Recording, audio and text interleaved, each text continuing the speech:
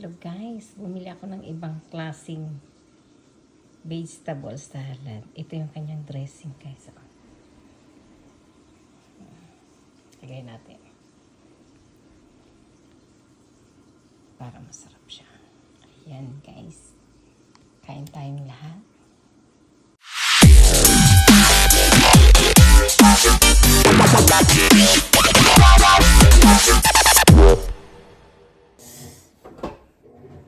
Hello!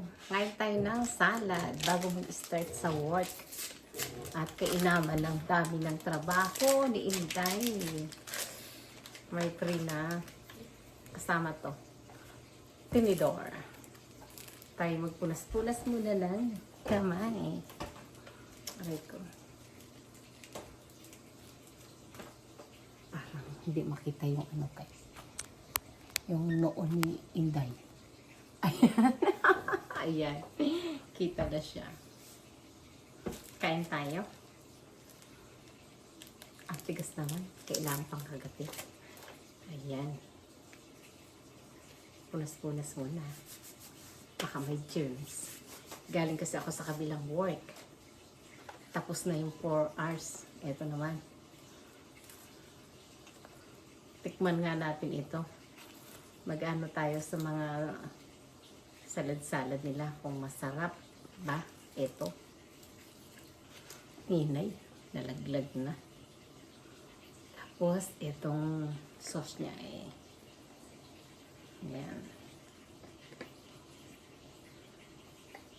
Hindi masyadong masaid kahina. Mas mahal ito ng konti pero mukhang yummy siya. Tikman nga natin. Mukhang masarap na. Nagsalad na ako ng labahan kaya maingay na. Di ba?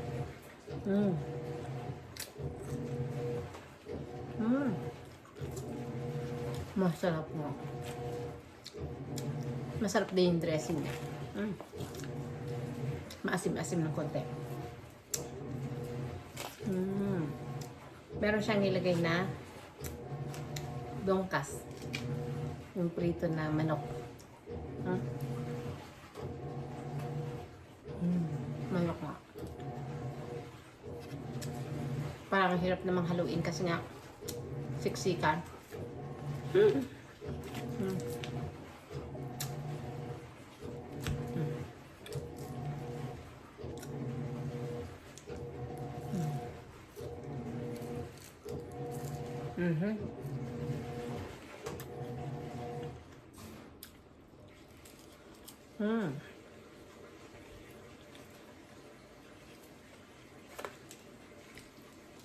Yan. Halo-halo. Ano kaya to?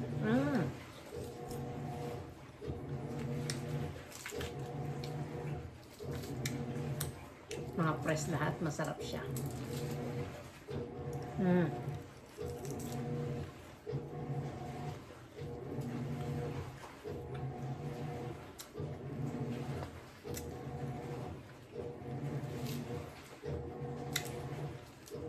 Lahat pala titikman ko yung mga salad-salad dun sa ano, Paris croissant. Masarap siya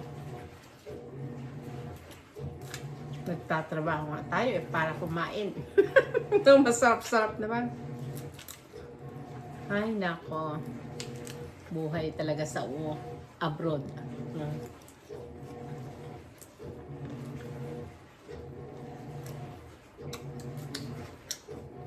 Parang namayat ako ng konti kasi nung Thursday, 3 yung trabaho. Sobrang pagod ko. Grabe.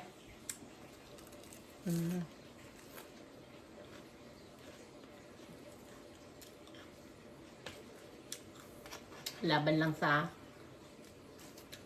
hamon ng buhay. Dahil may nagka-college na ako, hindi na pwedeng tumigil sa work.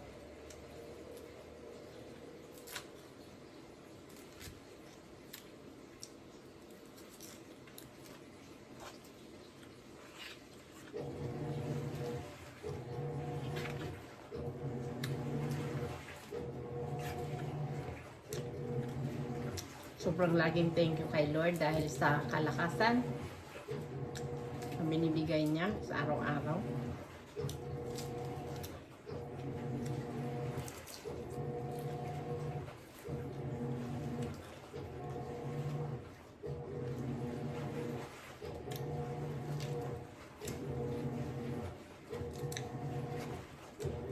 Huwag na tayo mag-rice guys, ito lang sapat na.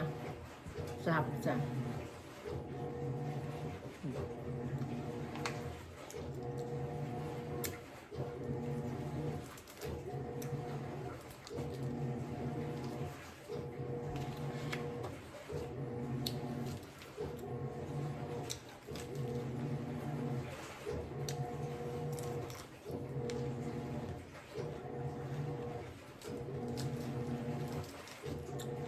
Parang konti yung sauce kasi ang dami ng ano, laman.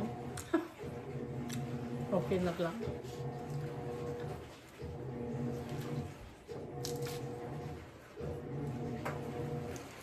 Mm.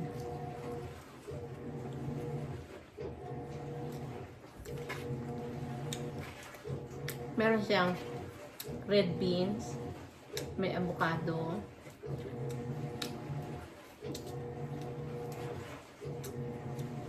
tomato,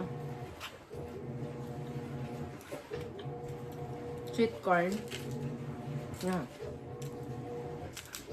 May carrots din.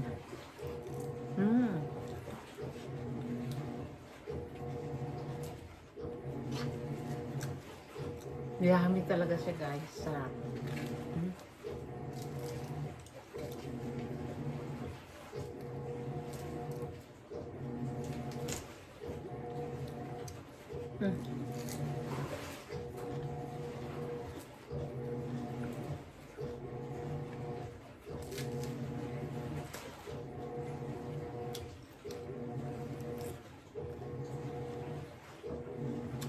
Yung talaga siniwa-hiwa.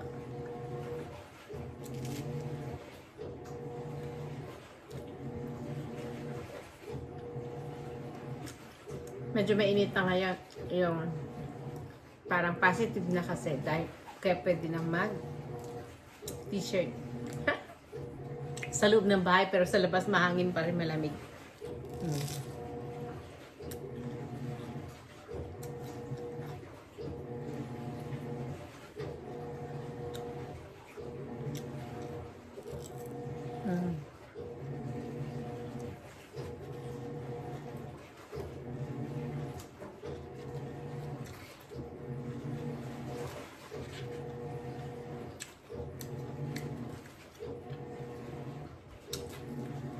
Walang ibang mabidyohan kasi laging busy si Inday sa work.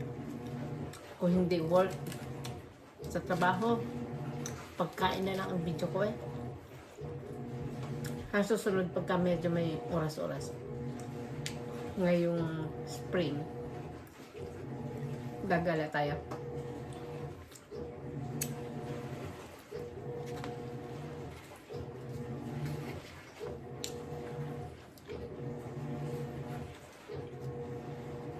Wala pa kasi mga flower nila.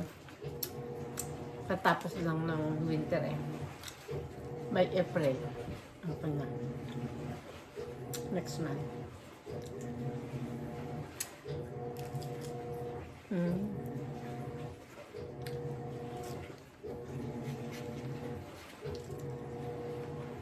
Masarap talaga siya. Ayun. Mahalo din ang sauce.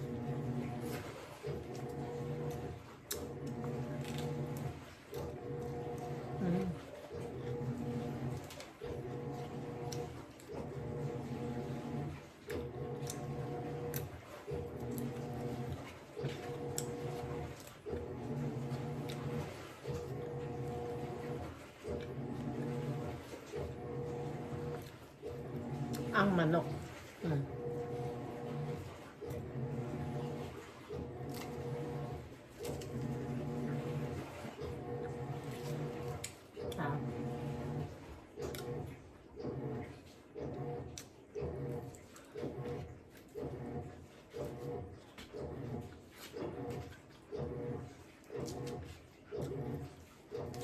Kaya ko itong ubusin.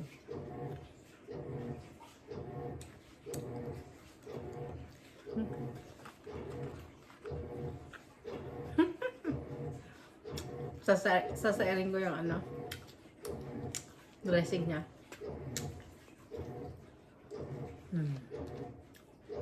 Sayang. Ayan.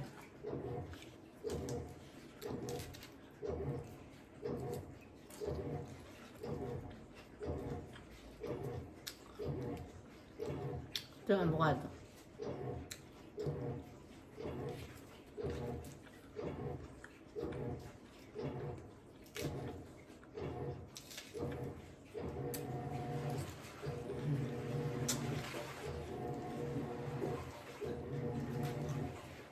Panalo siya. Masarap nga.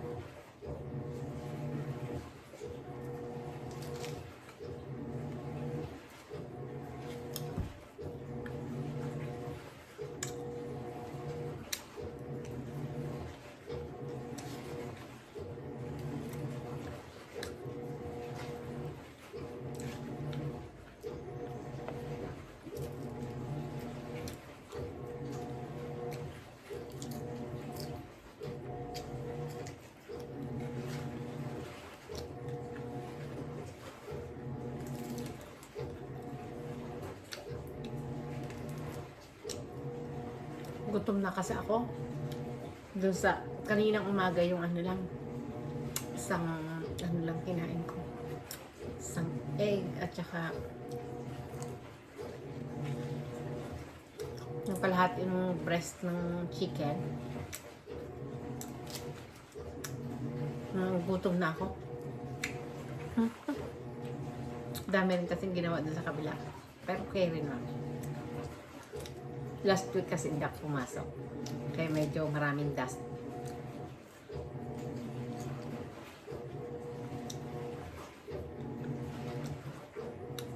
Tapos yung amo ko na, nanay nitong amo ko na to, panay ang panood ng TV. Abay, nakakaliw din manood. Ako din nakikipanood din. Natagalan pa. Kaloka.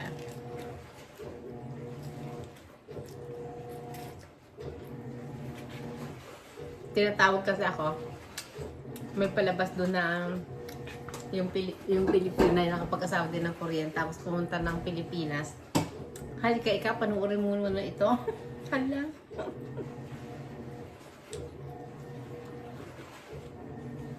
Pumunta ng Pilipinas kasama yung biyanan niya.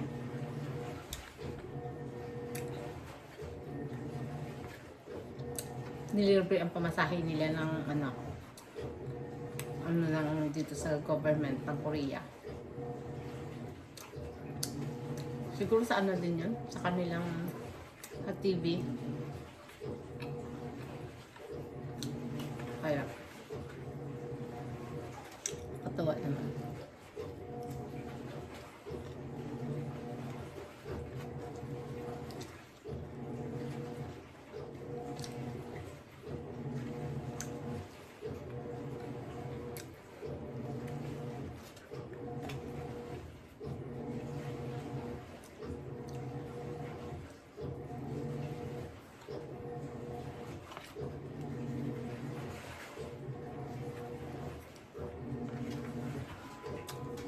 Parang busog na ako ah.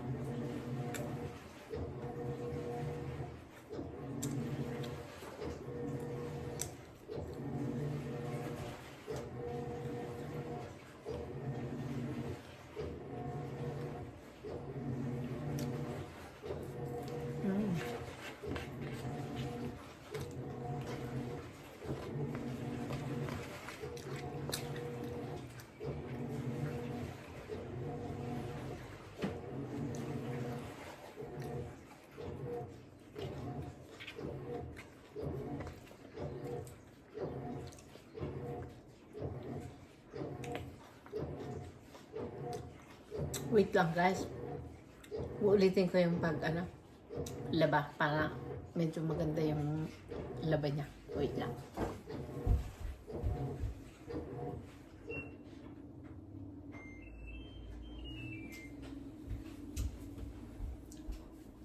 Para marami ang kusot.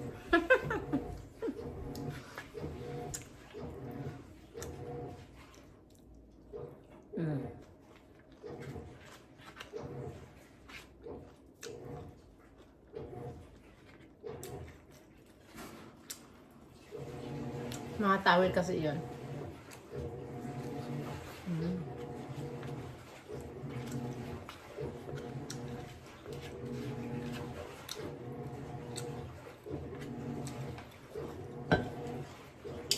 Sira ang diet coke naman ang inom.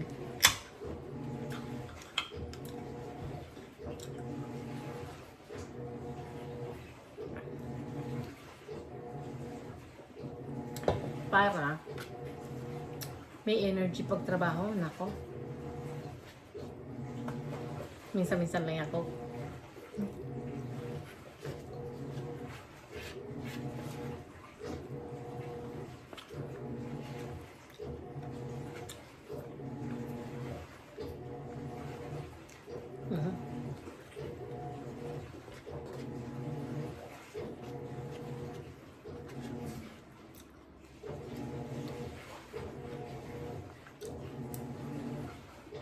May garbanzos.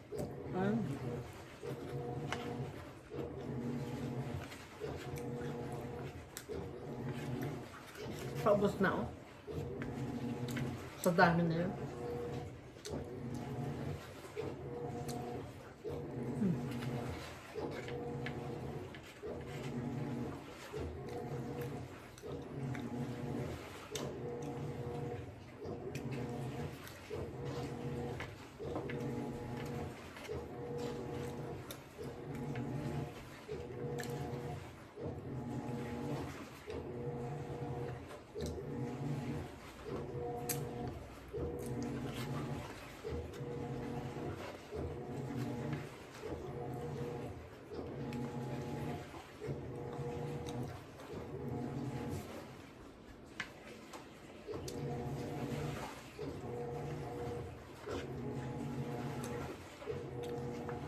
Sarap talaga.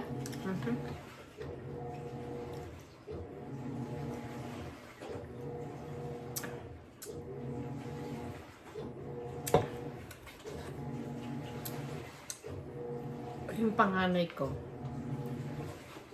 sinamahan ko nung Wednesday. Kailangan daw kasama ang nanay pag magpapagawa ng national ID.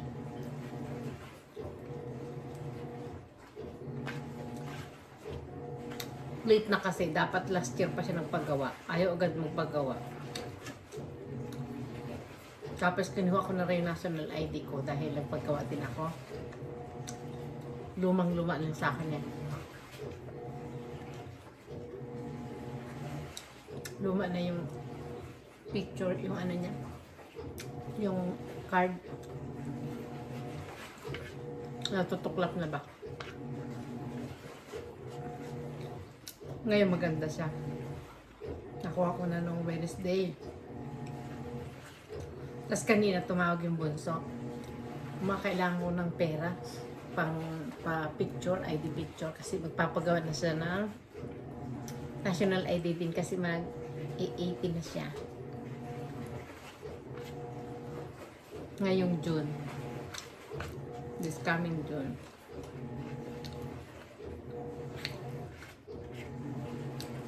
Yung bunso ko, mas ano ba siya?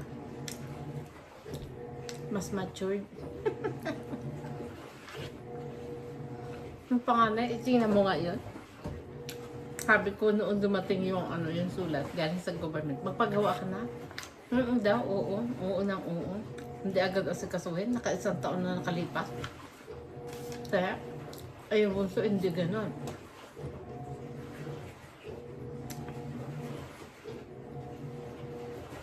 Iba talaga ang ugali ng anak.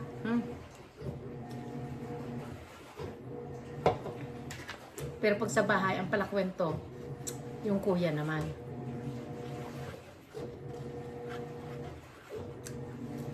Yung bunso ko hindi tulog. Nagre-review, nag-aaral. Gusto ko na. Mahilig mag-aaral yung bunso. Kaya nakakatuwa. Minsan ang style niya, pag siya pagod galing ng school, tutulog siya. Tapos mga madaling araw, gising ako, nag-aaral. Yung hindi mo na siya kailangan suy-suy na. Mag-aaral ka, gano'n. Nakakatuwa yung gano'ng anak. Thank you for watching always sa aking mga video. Bye!